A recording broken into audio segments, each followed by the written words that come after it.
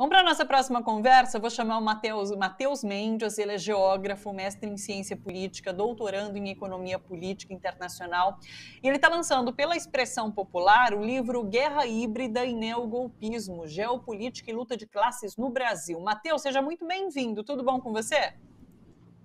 Oi, Thalita. Tudo bem por aqui e é um prazer estar na TVT, cara. Uma honra.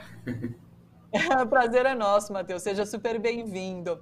Matheus, eu dei uma olhada aqui sobre, não li o livro, mas dei uma olhada sobre o que se trata, e me chamou bastante a atenção que você fala sobre o papel das elites e da mídia hegemônica nesses golpes, né, que aconteceram ali nesse período que você trata, que é 2013 a 2018, né? Eu queria que você falasse especialmente um pouquinho sobre o papel desses dois atores, né, a elite e as mídias, a mídia hegemônica, no que foi, então, 2013, no que foi depois o golpe contra Dilma Rousseff, do que foi 2018. Como que você faz essa avaliação?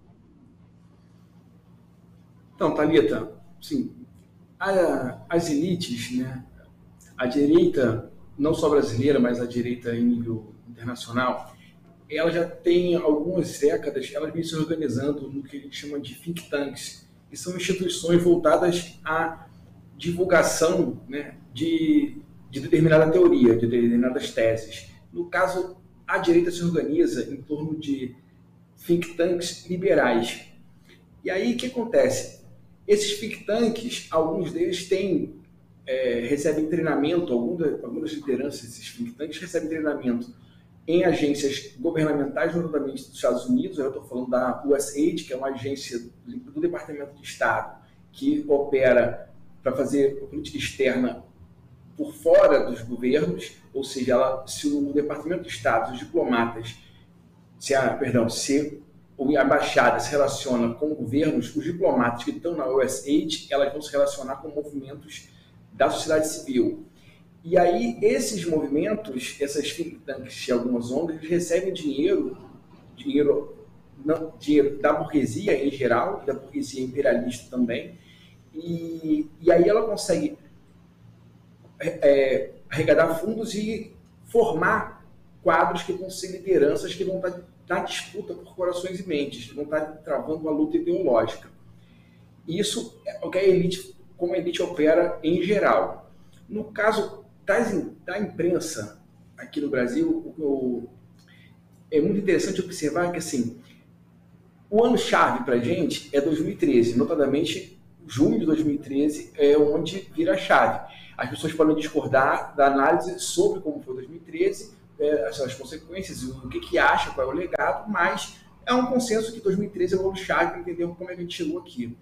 E no caso da imprensa em 2013, eu analisei as capas de O Globo e Folha de São Paulo e é visível assim, como que eles mudam de comportamento. Como que até o dia 13 de junho de 2013, será uma quinta-feira, as manifestações que eram manifestações pouco expressivas, vamos dizer, no máximo 20 mil pessoas, como o próprio movimento da época falava, e a partir de uma violência, né, da repressão à polícia, que a polícia promoveu naquele dia, sendo que os jornais, notadamente a Folha de São Paulo, pedia por violência naquela noite, no dia seguinte, eles mudaram a forma, o enfoque das manifestações e passaram a tratar a repressão policial como associada à causa e à violência. E é possível identificar esse tipo de comportamento também ao longo de 2018, de 2016, enquanto ia ter o golpe, ao longo, né, do golpe, e que tira a presidenta Dilma Rousseff, mas também ao longo de 2018. Sim. Aliás, você fala sobre esses think tanks e sobre a mídia hegemônica, mas eu acredito, quero te ouvir, que nenhuma delas acreditavam que o resultado desse processo todo seria Bolsonaro, talvez, né? Eles ali planejavam uma figura que representasse essa pauta neoliberal, mas, como eu já conversei aqui com alguns comentaristas, alguém que pudesse se comportar à mesa, né? E daí Bolsonaro surge até como um acidente de percurso, foi isso que aconteceu. Tanto é que hoje a gente vê tanto as elites quanto a imprensa, a mídia hegemônica, talvez soltando a mão de Bolsonaro, né? A gente viu essa carta Democracia na semana passada, assinada pelos bancos, a Febraban, pela Fiesp, a indústria, né? Como você vê essa questão de Bolsonaro após esse processo de 2018, de 2013 a 2018? Então, Thalita, assim, tudo leva a crer que eles realmente queriam uma direita gourmet, né? Sim. Se eles queriam, assim, tem algumas coisas que, assim, vai ficar para os historiadores, tá? Eu estou jogando para os colegas da história, porque, assim, eles queriam, porque são algumas perguntas que realmente, assim, hoje a gente não tem resposta. Qual é o grau de envolvimento da diplomacia dos Estados Unidos nos atos? A gente ainda não sabe. Eu mapeei alguma coisa, mas superficial. Eu não achei uma prova cabal de que eles tivessem, embora eu tenha muita intuição de que tivessem envolvidos. Queriam derrubar em 2013 já? Queriam abreviar já o governo? Eu não sei. Eu acho que sim. Mas a gente não tem uma prova, a gente não tem uma troca de e-mail disso. Agora, o que a gente tem? O que a gente tem é o pessoal do Vem Pra Rua queria o Bolsonaro em 14. Tem foto, o livro do, acho que é Fábio Kercher, né? Ele tem lá umas imagens, tem um meme que ele fala que o PSDB é a pior oposição do mundo. Ele fala, PT é o pior partido do mundo, PMDB não sei o que lá do mundo, também pior, e PSDB é a pior oposição do mundo. E aí tem uma foto dele com o Bolsonaro dizendo, era melhor ter vindo você do que o Aécio. A gente tinha que ter vindo, era com você, que aí era melhor. O que eu desenvolvi, fui pesquisando e desenvolvi um outro trabalho que saiu como artigo, né? É que é o seguinte, e é por isso, inclusive, que eu falo que 2013, que Bolsonaro é um filho legítimo de 2013, não é bastardo. Porque, assim, a agenda neoliberal e entreguista de Bolsonaro, ela não é palatável. Ela não consegue, ela não tem um eleitorado. E aí, para dar continuidade, para perpetuar a agenda neoliberal e a submissão do Brasil no plano internacional, era necessário um movimento de massa.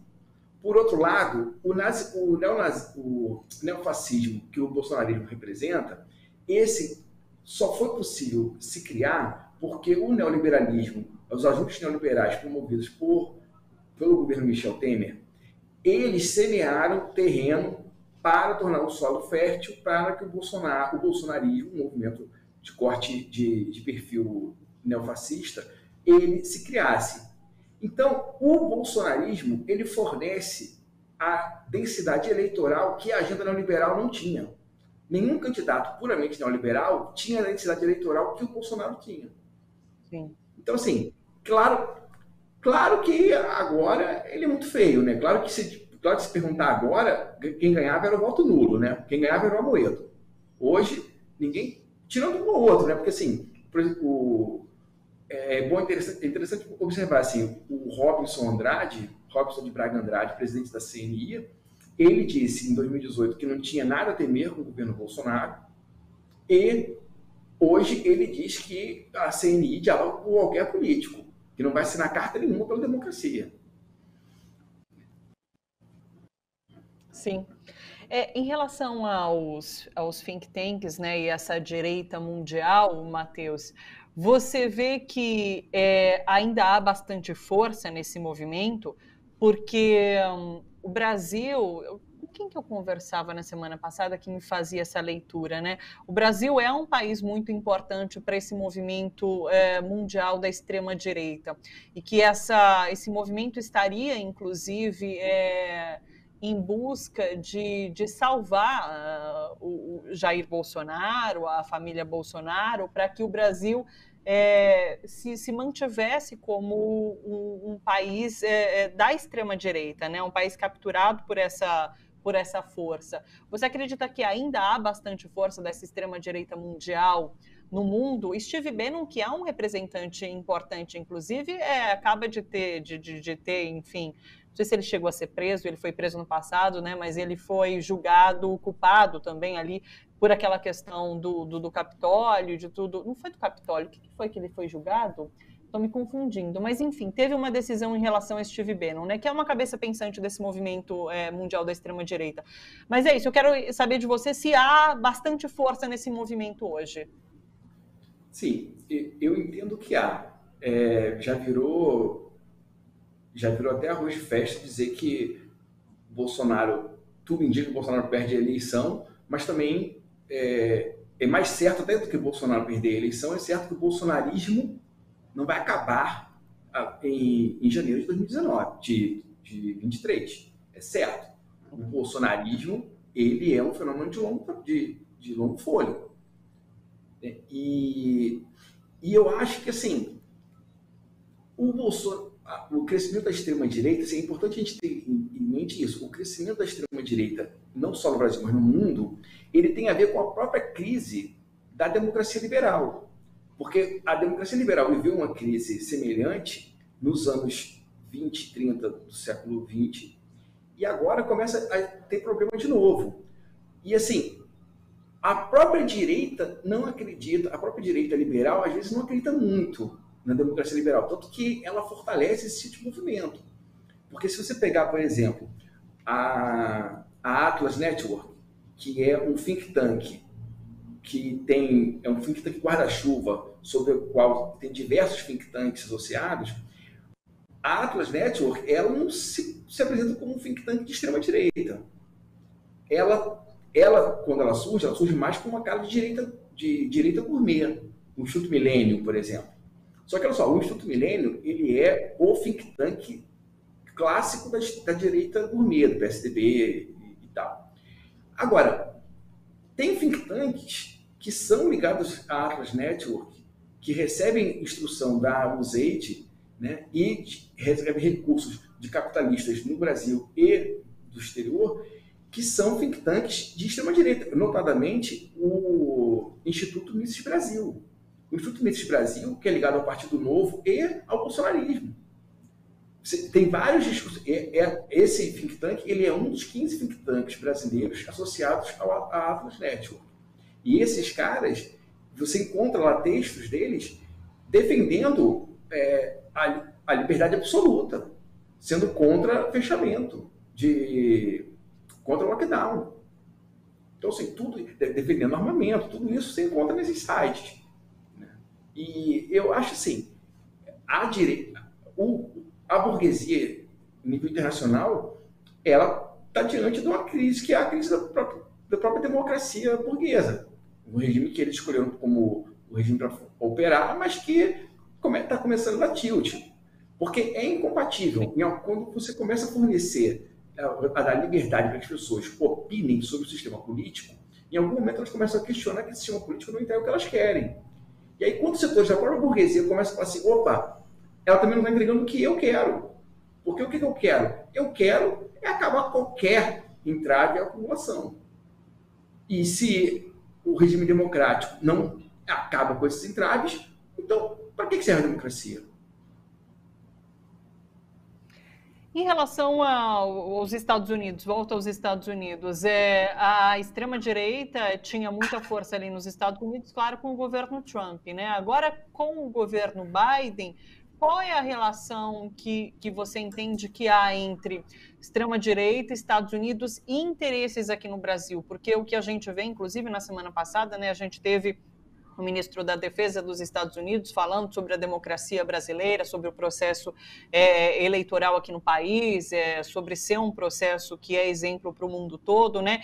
E parece haver esse entendimento de que para que a democracia se fortaleça aqui no Brasil, é preciso respeitar o processo democrático e, portanto, há olhos não tão felizes com a conduta que Bolsonaro vem tendo, porque ele critica diariamente, né, semanalmente, o processo eleitoral e as urnas eletrônicas. Então, qual é a relação hoje? Extrema-direita, Estados Unidos e interesses aqui no Brasil? Como você vê isso?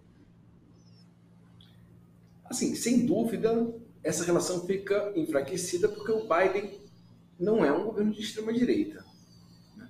Mas, assim, o governo Biden, Washington, a Casa Branca, o Departamento de Estado, essa galera não está muito aí para a democracia.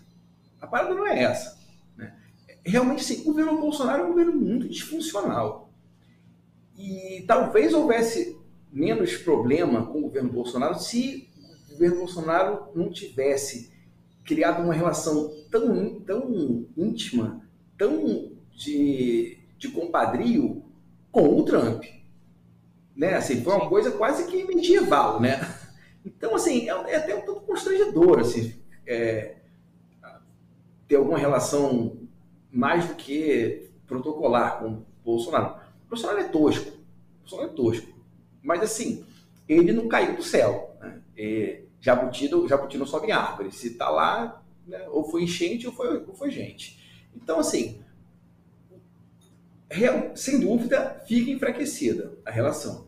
Agora, sim, a extrema-direita nos Estados Unidos também não foi para casa. A extrema-direita dos Estados Unidos está muito forte. Né? Ao que tudo indica, os republicanos vão ganhar as eleições de meio termo. Né? E possivelmente um republicano ganha a próxima eleição. Né? E assim, a extrema-direita ela está bem espalhada internacionalmente, e sem dúvida, assim, nos Estados Unidos e no Brasil foram os países, né, de grande peso na geopolítica e que ela mais se criou. E aqui no Brasil, a situação é até mais perigosa, porque no ruim, as instituições dos Estados Unidos têm alguma vergonha na cara, elas têm alguma funcionalidade. Né? Não é como aqui.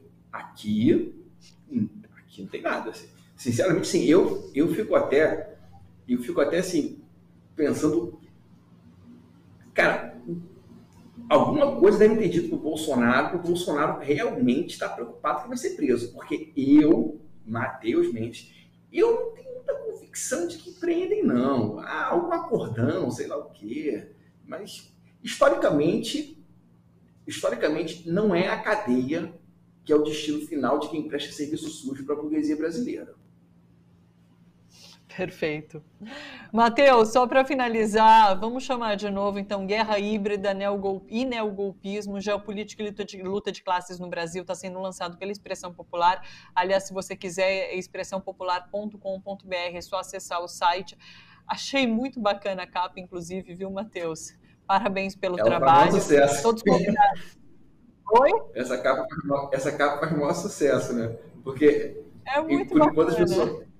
É do Rafael Stedley. Vou dar o crédito. É mesmo, que bacana. Do Rafael Stedley. Aí, a minha filha de 2 anos, cara, ela chegou o livro em casa, assim, ela olhou e fez, o pato fez cocô. Aí eu, fez um cocôzão, tá sendo difícil limpar esse cocôzão aí. Crianças, né, com as melhores leituras.